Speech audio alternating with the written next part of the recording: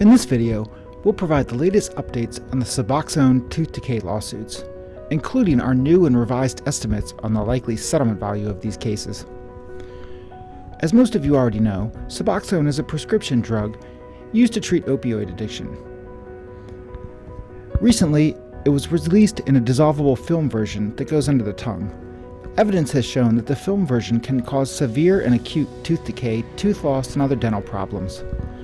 The manufacturer of Suboxone knew about this issue, but did not include any warning about tooth decay on the drug label until the FDA stepped in and required a warning in June of 2022.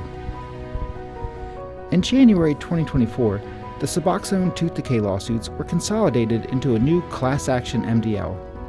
There are currently over 700 Suboxone cases pending in the MDL, but there are thousands more claims that have been registered out of court based on an agreement with the manufacturer.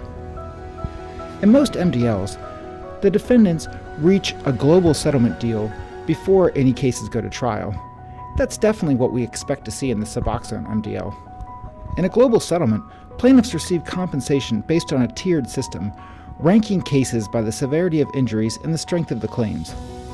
Top-tier cases receive the highest settlements, while lower-tier cases receive less.